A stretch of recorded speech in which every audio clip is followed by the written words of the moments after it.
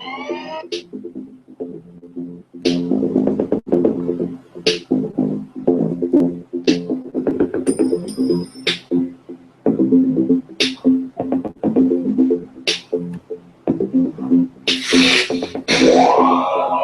hello, Internet. It's me, Mr. Helen, Professor Helen, Dr. Helen, whatever you want to call me, except for late for dinner. I'm back. We got another exciting lesson. Me still teaching, everything you guys love oh so much. Plus a little extra social commentary and spiritual commentary. That's right. We are teaching more of that wonderful grammar. And just to put you guys back into the mindset of why you're learning grammar, why you're reviewing grammar at this age. Just to put you guys right in the right mindset. You're learning grammar again because back in grammar school, back in elementary school, back in middle school, back in high school, back in secondary school, back in college, they didn't teach you properly. You were not taught properly. It was glazed over. It was glazed over. Your eyes were glazed over, and you didn't get anything. You didn't get what you were supposed to get.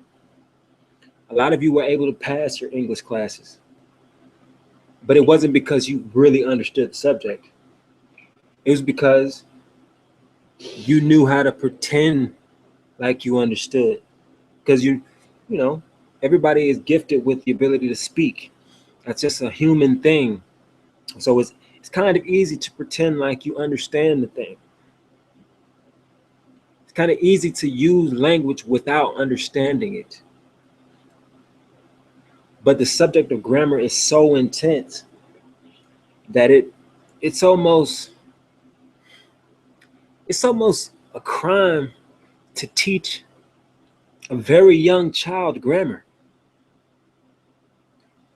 Grammar is not something for children, really. It's too complex to try to teach children grammar.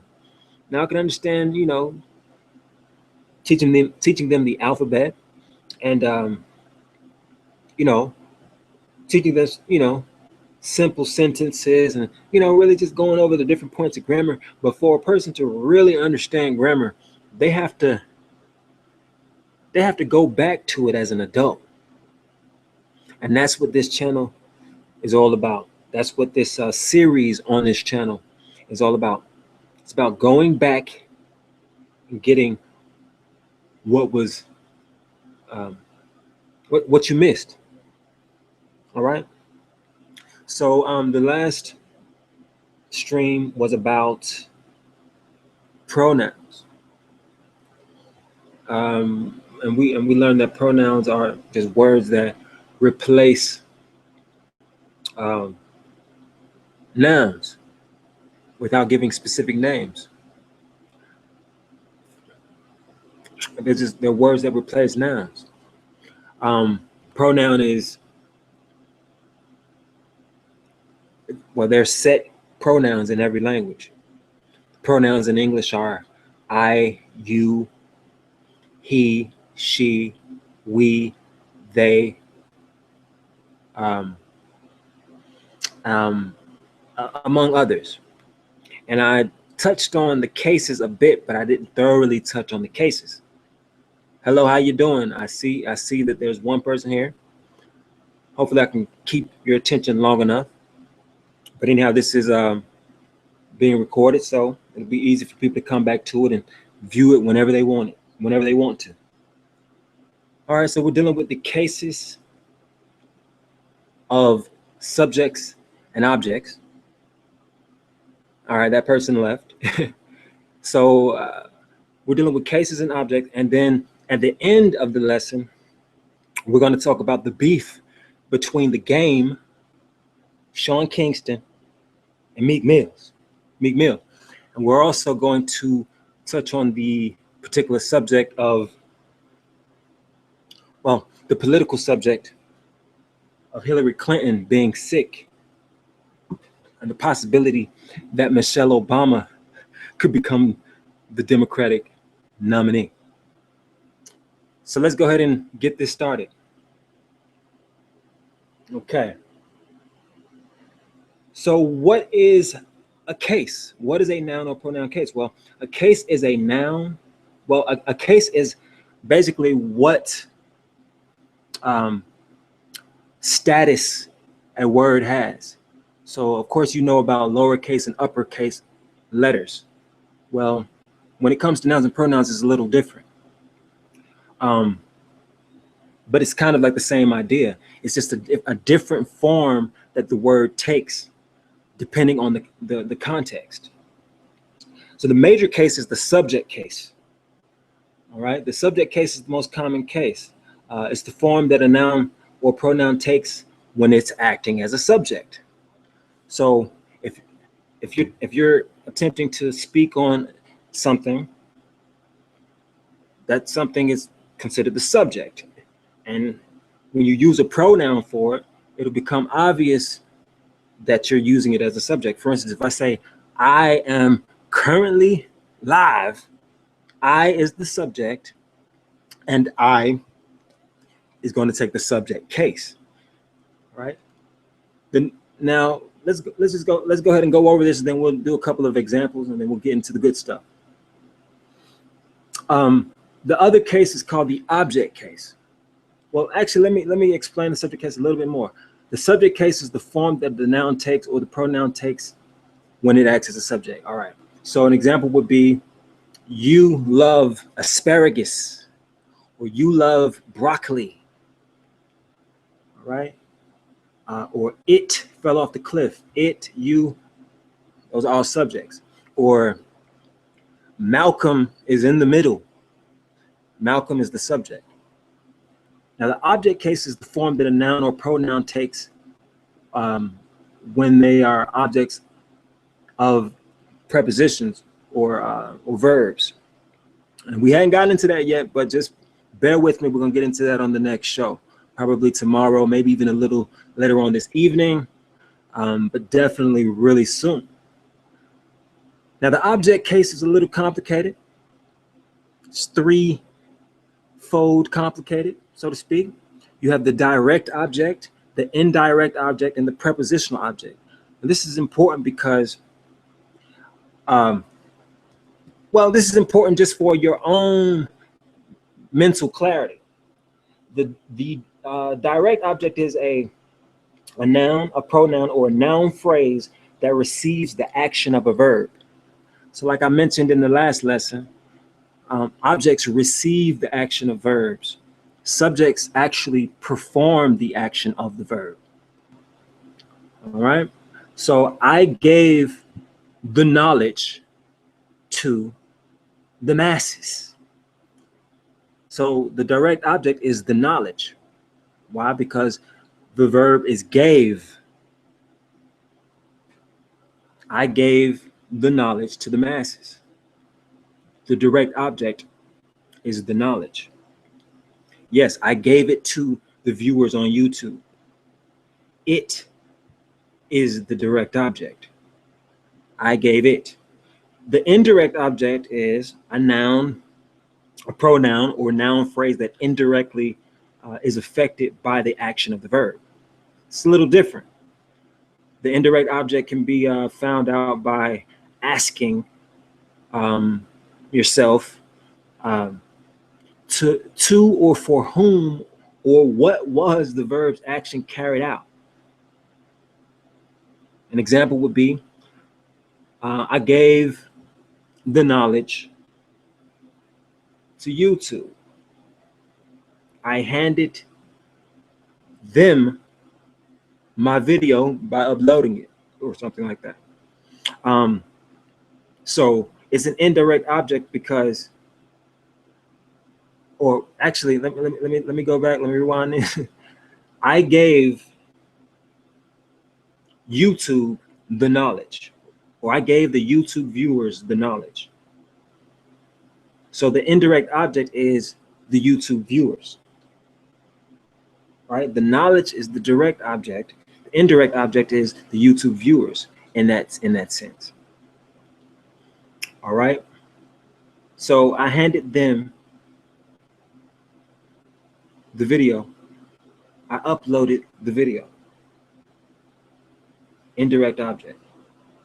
This is important for later on when we're going to be creating some very complex sentences. We're going to be writing some reports. We're going to be doing some research. We're going to be writing some books. We're going to be writing some scripts. We're going to be writing some legal documents. This is going to be very important. All right. The next thing is a prepositional object. A prepositional object is a noun, pronoun, or noun phrase that ends a phrase begun by a preposition. Okay. It's kind of simple. I gave the book to my cousin. All right. So in that case, the prepositional object is my cousin because the preposition is to. You haven't got the prepositions yet. Just keep that in mind.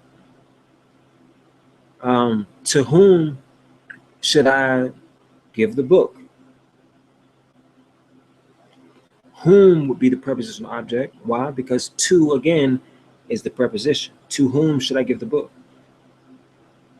Okay, so an object that follows a preposition is a prepositional object. All right. And finally, the possessive case. The possessive case is the form that a noun or a pronoun takes when it acts as an adjective. Now, keep that in mind. We haven't covered adjectives yet, but you know, everybody's grown. Most people here are grown and they understand adjectives basically. Adjective is something that modifies or describes a noun. So when a noun or pronoun is in the possessive case, it acts as an adjective. An example would be, this channel is mine. Mine is the possessive case of the pronoun my. So mine. That's a tough one, and this stuff is hard to explain. I think this is why a lot of people don't really get too deep in the grammar, because this is actually pretty difficult to explain. You're trying to explain how you speak, or why you speak, how you speak. It's kind of hard. It's like you have to step away from speaking, and it's really hard to explain how you speak in the actual language that you're speaking. That's why initially, you know, I considered using Chinese, but that didn't really work out too well because, you know, nobody really knows Chinese. We're gonna get back to the Chinese, but I put that on pause for a bit. All right. A possessive case, another possessive case would be your. This is your YouTube channel. Right? Your will be the possessive pronoun. Or let's see, its beauty is matchless. So the beauty is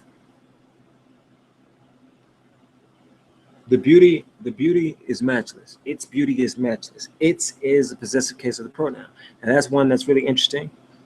There's no apostrophe. It's just its.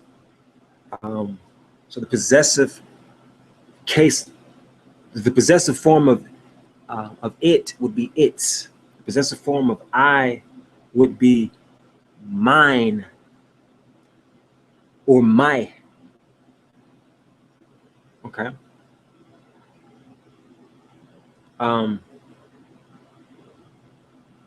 And the possessive form of you would be your. Okay. Now, I know you guys are so excited about learning this or relearning this or however you're getting it.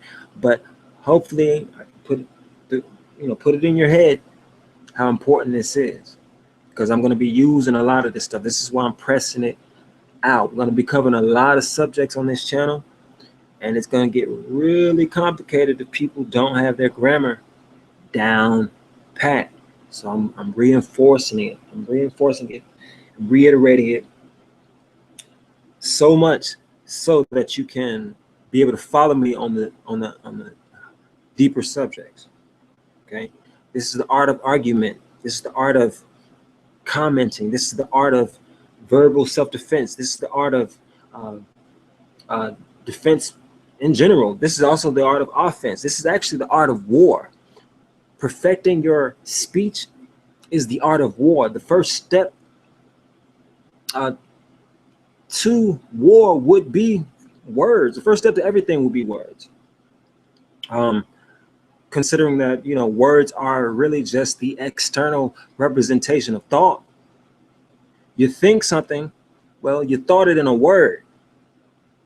Now, maybe some of you don't think at all, so you're not even using words like that. But for most of us who are actually thinking, we're thinking in a language. Okay, when you have no structure to your language, your thoughts are not clear. The more structure you add to your language, the clearer your thoughts can be. The more scientific you can be with your statements. Just the point of me going through this. This is just as hard for me as it is for you. Like I said in the last video, grammar is the system of knowledge. This is how you build knowledge. You build knowledge by having a very clear-cut grammar. Okay? Rules to speaking, rules to your thought. If your thought is completely formless, and I understand the power of formlessness, but if your thoughts are completely formless, if your words are completely formless, no one will understand what you're talking about. Some of you like that. I believe that a lot of people actually love not being able to be understood. Why? Because it doesn't bind you to anything. You're free to do and change whatever you just said. You might have said one thing an hour ago, and the next hour you change it up completely. Why? You had no form. You might not even remember what you said. And so, in a way, you know, we're limiting ourselves when we use grammar, but it's a good thing. It's like, I guess it's kind of like skin. If you didn't have skin, how are you going to keep your organs inside of you? If you don't have that boundary, how are you going to be you? If you don't have boundaries, how can you be yourself? Everything just blends right on in with the other thing, right? Okay, this is the problem with people who don't want to use grammar.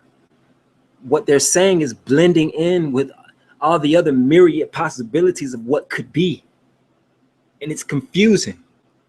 And it's painful for people like me who are really trying to listen to what you're saying. Now, I thought about going over some comments that I viewed on YouTube, on Instagram, and just showing you guys how messed up the average person is when it comes to this language stuff, man. I mean, people are really messed up. But it's no attack against those people. It's just what it is. What it is. No, I don't know what these people are talking about. And I'm trying to help you. And I think in a lot of other cases, other folk are trying to help you, but you can't be helped because you refuse. You refuse to follow basic rules. Now, I understand that, you know, certain rules or certain laws might not be made from a place of righteousness or made from a place of honor. But look, these grammatical rules right here, this is just universal. This is, if you're going to speak a language, you need to have some rules to it. It's something you're gonna have to live with. All right. So this is actually a short grammatical segment because we've already covered all of the nouns. Well, we've already covered all of the cases for nouns, all the cases for pronouns. It's actually really, really simple. This is why I didn't even write a pronoun. I actually do have a little program for it, but I think you guys will be able to get this really easily. We have the subject case, the object case, and the possessive case. That's it. There are three cases that nouns and pronouns can take in the English language: subject, object, or possessive. First person possessive is I. Plural is we. Second person possessive, or I'm sorry, first person voice is actually, this is actually another thing that we haven't covered yet, but I'll say it like this. All right, the subject's case is I, or my name, Llewellyn. That's the subject case. The object case for names actually happens to be the same thing. It doesn't change. So that's actually pretty easy. The reason why it's important is because if you're trying to learn a different language, you need to understand that theirs might not be the same. It could be completely different. So it's just it's a feature that you need to just be aware of.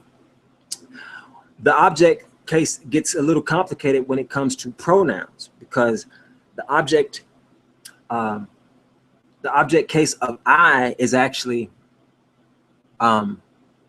me. It's actually me. The object case of you is easy. It's actually still you.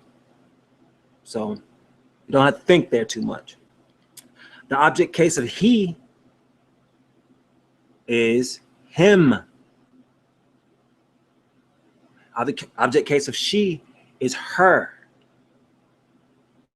The object case of we is us. How many of you have seen the movie Amistad? Remember when that African slave was attempting to communicate with, the slavers? He was in court and he said a famous line. He was like, "Give us free. Give us free," is what he said. It's interesting because it's really genius how he was able to, figure out how to form a sentence just by, listening into his slavers. It's his understanding of his own personal language. Some kind of way, he picked up that us meant his concept of we, but he used the object form, which is really interesting. When you use the object form, it suggests that, something is being done to you. Again, remember what the definition of an object is. It's the form of a noun or pronoun or a noun phrase. It's the form that it takes when it's having the action of a verb being done to it. So that slave from Amistad was saying, "Give us free."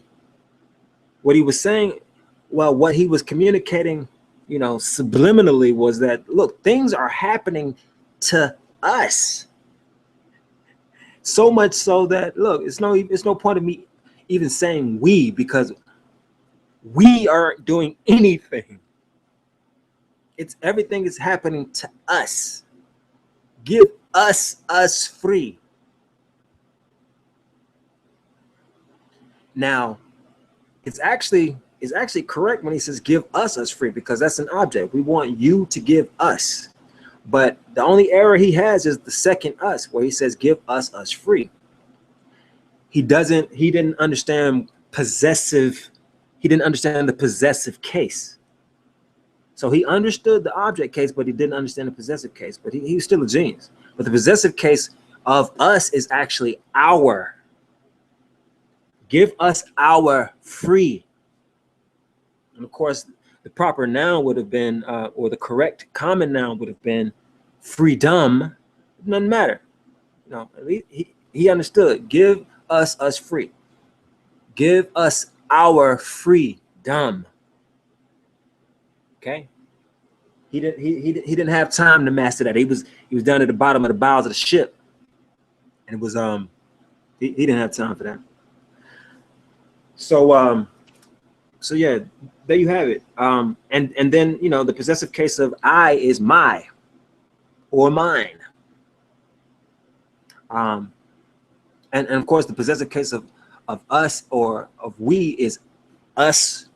Is actually, no, the possessive case is actually our or ours.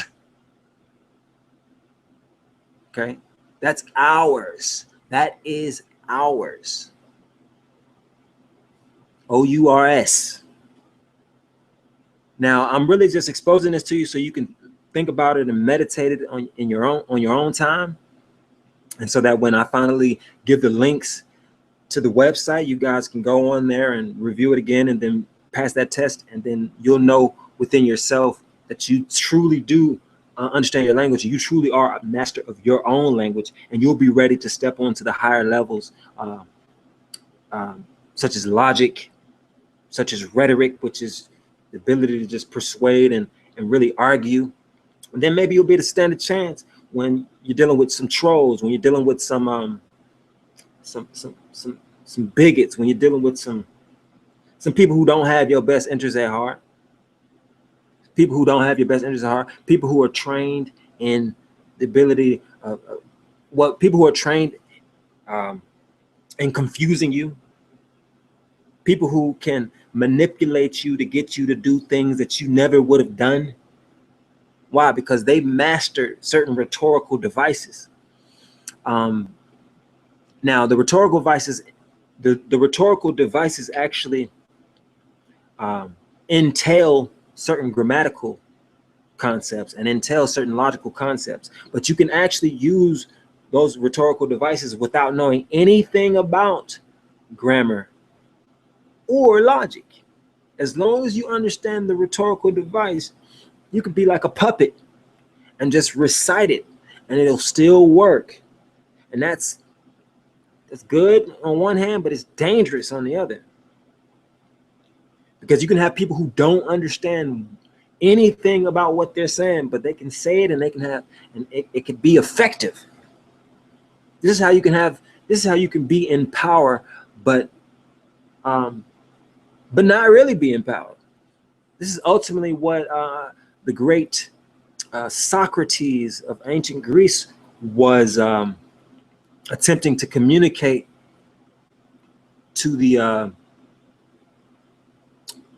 to the accusers in his court case before they sentenced him to death, because he was so-called corrupting the youth by questioning them and showing them that they actually did not know what they were talking about. You see, there's a difference between a person who is an actor and someone who's actually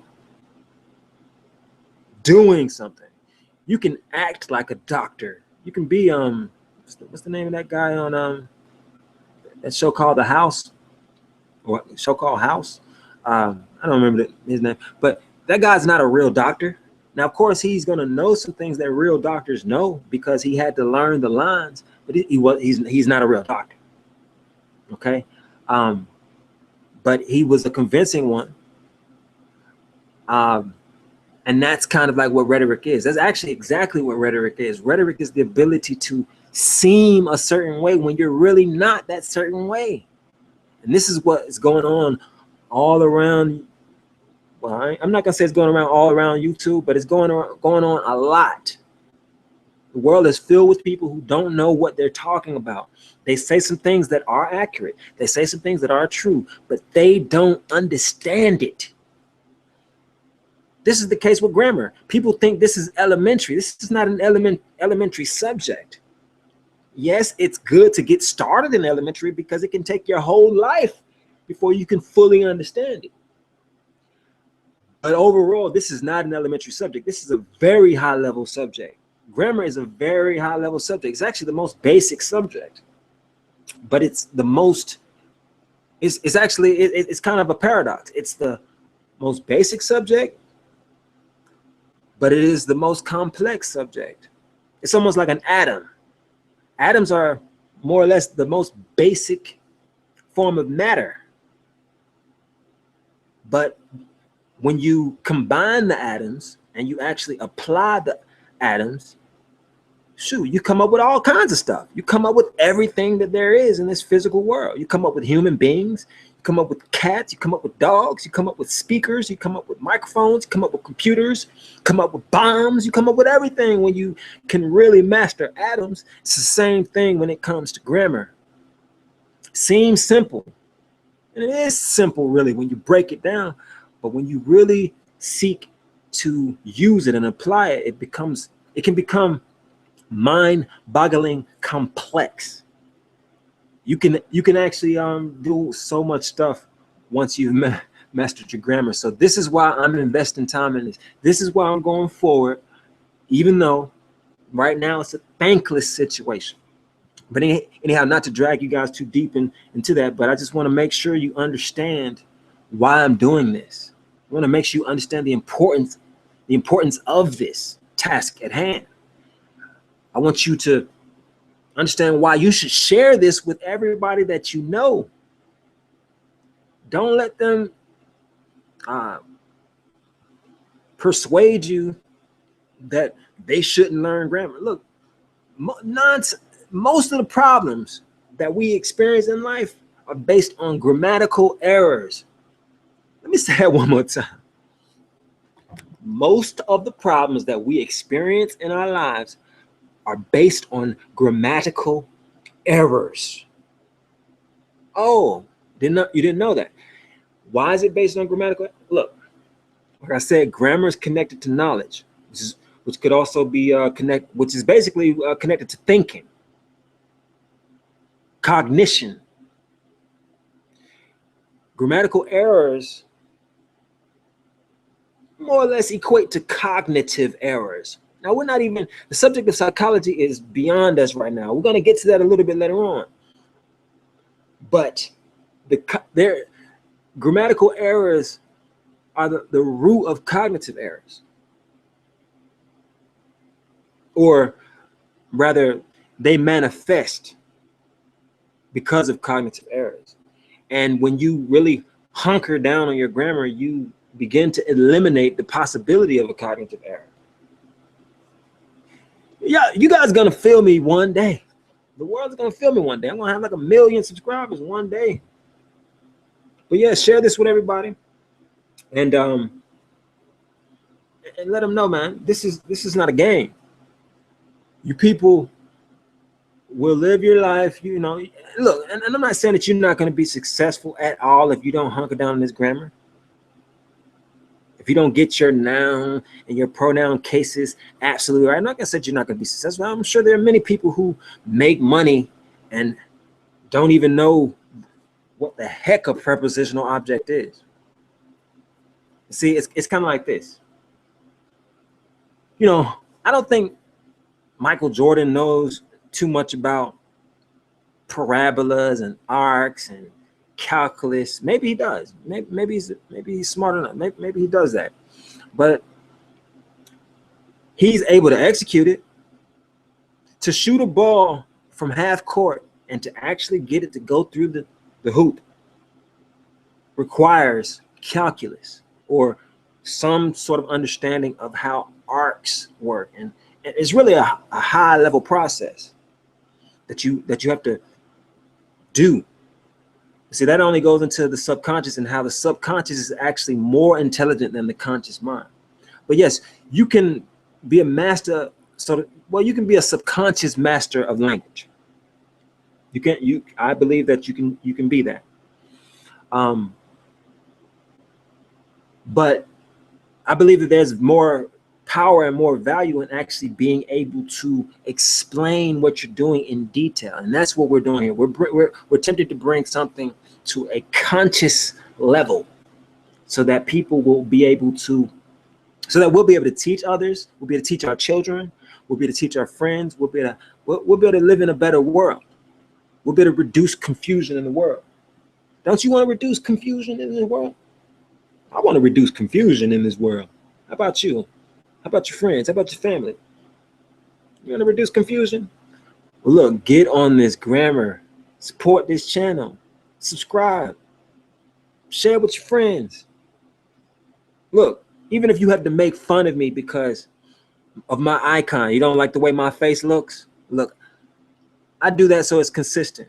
Right now, I don't have the best camera. I do have a camera though, and I could just flash my face real fast.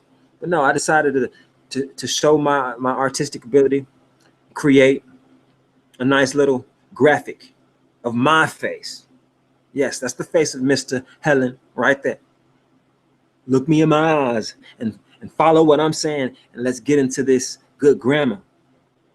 All right, so we're gonna go ahead and move on to the social commentary. Okay, people. We got a guy by the name of The Game. That's his name, The Game. He turned a common noun into a proper noun. Well, the is an article, so I guess his first name is The.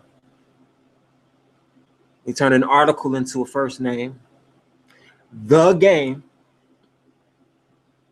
And we have Meek, first name Meek, last name Mill. Now I think The Game's actual name is Jason Taylor or something like that. And I believe that Meek Mill's last name is actually, well, his full name is actually Robert Williams. And then we have Sean Kingston. And I think that's his actual name, Sean Kingston. I don't think he made that up. That's not a pseudonym. But these guys are beefing. These guys are on Instagram, on YouTube. You could probably look on YouTube right now and find 4, 5, 6, 7 videos about their beef. And I read somewhere that the beef was based on Sean Kingston being robbed, being hit in the head with a bottle, and then having his chain stolen, robbed from him. And some kind of way, he suspected Game. He suspected The Game. He suspected Jason. And then some kind of way, The Game used whatever system of logic he used to deduce that it was Meek Mill, Robert, who informed Sean that it was, in fact, The Game who did this particular, who did this robbery, who orchestrated this, who masterminded this. And so The Game has decided to, start verbally attacking both of them. And, one of the reasons why I decided to make this the sub topic of this particular show is because it actually moves me a little bit here. It actually moves me. I don't. First of all, Sean Kingston, why are you wearing a chain, man? I know a lot of people wear chains, but why are you wearing a chain? Why are you wearing $100,000 on your neck or whatever it costs? Why? Why is that a symbol of status? I never got that. I don't wear chains around my neck. And I know some of you might be like, well, that's because you can't wear chains around your neck. You don't have money to wear chains around your neck. You can't even afford a good camera. Whatever. Even if I had $1 million, I'm not about to buy some chain to put around my own neck. You know what type of things that I put chains around the necks of? Chattel, wild dogs or something like that. You see what I'm saying? That's what I put chains around. I put chains around criminals or something like that. Put that around their neck. Now I know it's a different subject, different story when you're talking about a gold chain or a platinum chain or some precious metal sort of chain. But the whole point is that the chain is pretty worthless, man. Chain is pretty worthless. But anyhow, the game. But this is something that's always recurring in hip hop culture. You know, I'm not mad at you guys. Sometimes the chains look pretty cool or whatever. The jewelry and all of that. It looks. You know, sometimes it looks kind of epic or whatever. But overall, those chains are not that serious. But the game, some kind of way, game, you know, chain was stolen. I think that the game actually did steal the chain. Why else would he react like he reacted? Now, if a detective came to my house because they got wind of they got wind of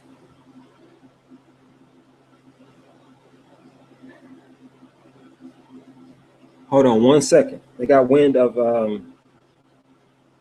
that I might have been, you know, that I became the subject of, you know, I was a possible suspect in a crime. You know, I might be a little mad too. But I definitely wouldn't go on social media and start threatening folk. So it might be a publicity stunt. Who knows why?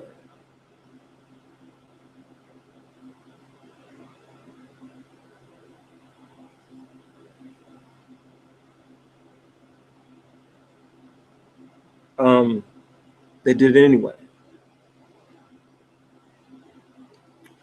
I'm actually in the middle of talking to one of my clients. I'm building a website for them. They said they're going to check. They're going to check out the sample website right now. But yeah, so you know, I think it makes the game look a little bit suspicious. You know, by him being so offended, and this whole notion of like snitching and ratting. Like, look, if y'all don't know me by now, I'm gonna say it again. I don't believe in the concept of race. I think it's a whole bunch of malarkey. I don't believe in race. A black person is probably more different. I'm probably more different than a black person than I am between any given white person. Genetically, what is it? I think it's about 0.03% difference between any given individual, and then between the races. Well, actually, between any given individual, I think it's like 1%, and then between any of the races, it's about 0.03% or something of that nature. But basically, what race boils down to this: I can be more similar to some, you know, being, you know, if you want to call me a black guy, I can be more similar to a white guy than I am to this black guy that's down the road. I can be more genetically identical to some white guy than I am to some black guy down the road. That's how genetics work. So the notion of race is completely ludicrous. There is no black race. There is no white race. It's only a construct of the mind. But I say all that to say that it seems like the so-called black race is so mentally it seems like the black race is so hypnotized. And when I say the black race, I mean in general. But it seems like they're so hypnotized into this whole race concept that they just can't get it through their heads that we're different, man. We're different. We are not all the same. Some of us are so different, it's like night and day. Like you can't put everybody in the same category.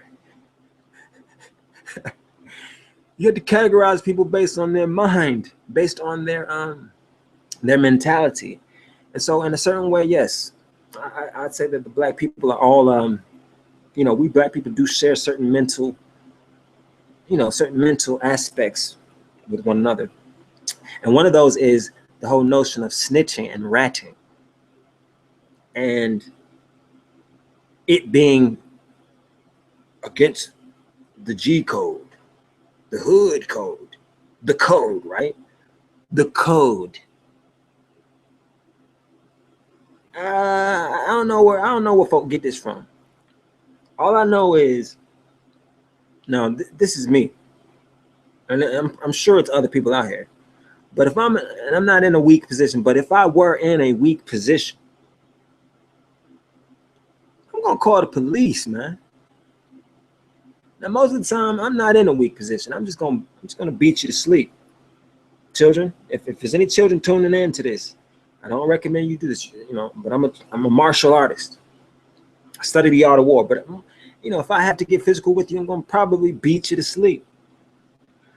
But if I were not trained, it would be the wisest thing to call the police. Okay, call for backup. Now, we talk about not wanting to call the police. Now, I can understand why the black mentality might not want to call the police, because historically the police have been very brutal to this false race of ours. Why would we want to help feed the system? Well, it's not so much helping feed the system. It's actually just survival. And nobody's thinking about the system when, somebody's about to kill you. I'm not thinking about the system when somebody's about to kill me. I'm thinking about surviving. Thinking about, am I going to be able to see my children again? Am I going to be able to see my mother again, my father, and my brothers and sisters, and my family again? That's what I'm thinking about. Look, man, call the police and tell somebody what's going on with you. Now, I wouldn't necessarily say call the police, but call some backup. Tell somebody.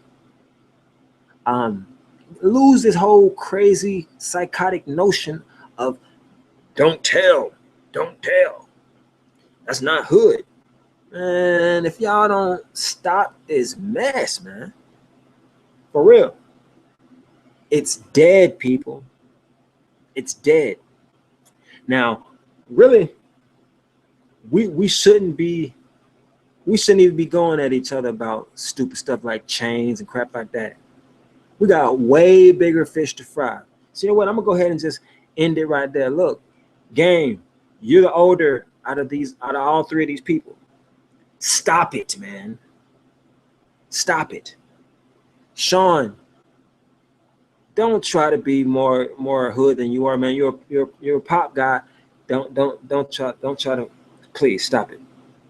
And then finally for Meek, bro, I respect how you're handling the situation. You know what I'm saying? You're being calm about it. Look, you are already on probation. It's wonderful. Keep doing what you're doing, but don't provoke it. I don't know what's really going on. But you got Nicki Minaj, man. You're fine, man. You don't need, I don't know what's going on, man. But hopefully you guys can keep making great music. Make even better music. All right. So I'm gonna go ahead and put that one on down. Lose the pettiness, people. Lose the pettiness. And finally, I'm about to get ready to get out of here. We'll talk about Hillary Clinton. Hillary Clinton and her sickness, or whatever, her sickness or whatever she has going on with her. Her inability to show up for the debates and whatnot, and then all of these accusations about her doing all kinds of underhanded things and receiving money from, corrupt countries. Now, first of all, I just gotta say, look, America's corrupt, people. So when we try to bite down on someone for corruption, come on, man, that's stupid. This country's corrupt. You might not want to accept it, but it's corrupt. There's a certain layer or level, and let me just go ahead and cite Meek Mills. There's levels to this. There's levels to this country, and not all the levels are corrupt, but I'll tell you, most of them are. Okay, most of them are. I think there's a certain noble, there's a certain like noble aspect to the country, and there's some good intentions that were put into this country for at least, you know, the creators of the country. But other than that, this is a very, very corrupt country. America is very corrupt. Very corrupt. I mean, we send people to jail for little to nothing. Don't pay your traffic tickets. Going to jail. No, we'll snatch you up for just about anything. We'll put you in jail for just about anything. If that's not corruption, I don't know what is. People who commit all kinds of crimes, and we know that they committed the crimes, they might have even broadcasted how proud they are about committing the crime. These people, if they have the right money, the right lawyers, they get off. If that's not corruption, I don't know what is corruption. But I just want to say this. For all you people who thought that Hillary Clinton was going to win, you should have been talking to me a long time ago. And this actually brings up another issue that you guys some people might not like, but that's why I took care of the homework first.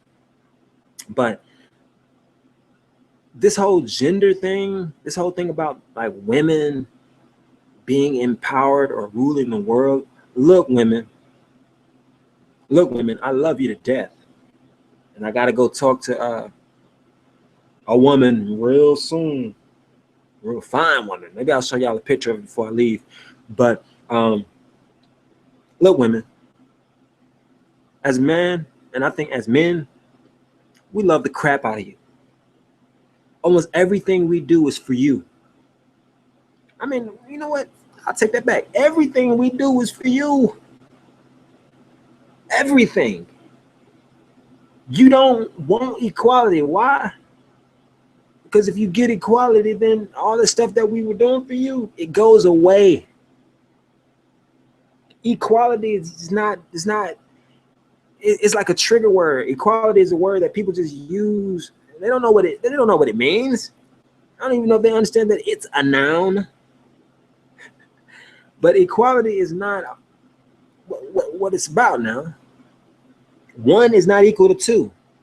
2 is not equal to 3. 3 is not equal to 4. Why try to say that all the numbers are equal? Okay? Men and women are not equal. That doesn't make men so, less important. Doesn't make women less important. But they're not equal. If they were equal, then, I mean, they'd be the same. We're not the same. If women are equal, then we're all homosexuals. If men and women are equal, then we're all homosexuals. How many of y'all want to be homosexuals? Look, I'm not trying to be with someone who's the same as me as far as sexually. I need someone who is different from me so we can complement each other. I hope that makes sense, man. If not, leave a comment and I'll address it and try to clarify it for you. It's been a wonderful lesson on noun cases and pronoun cases. A little later on today, maybe, we'll go ahead and move into the wonderful subject of verbs. Now that subject might take 2 hours. Verbs are nothing to play with, and there are a lot of aspects to it. But we gotta go ahead and knock this out, people, so that we can get into the higher level subjects. We got to get into logic, and we got to do it fast. We got to get into rhetoric. Got to do it fast. We got to get into arithmetic, and we got to do it fast. We got to get into geometry, and we got to do it fast. We got to get into music, and we got to do it fast. We have to get into astronomy, and we got to do it fast, people. We got to do it fast. Why? Man, time is almost up. Time is almost up. So anyhow, I love you guys. I hope you're enjoying your day. And I hope you get your good grammar right. I hope you get your grammar right. I hope you can live your life all right. Live your life better. So we can, we just got to do better as a people, man. We got to get more in line with what is, with, it sounds a little cliche, but we got to get more in line with nature. How we gonna get more in line with nature? We got to get our mind more aligned with nature. How can we get our minds more aligned with nature? Well, we got to set some ground rules first, because nature has ground rules. Nature has ground rules. And if you disobey the ground rules of nature, guess what happens? It gobbles you up. So on that note, I will see you a little bit later. And I'll tell you guys how I schedule these on the next episode, so that you'll know when to expect the next lesson and when to tune in again. Make sure you subscribe. Make sure you get your friends and family to subscribe. Make sure you share this video with someone else. Make sure you comment if you don't like something. Make sure you comment if you like something. Again, I love you. Have a wonderful, wonderful, wonderful, wonderful, excellent, mystical, magical day. We rolling Von Helen in this thing. We rolling Von Helen in this thing.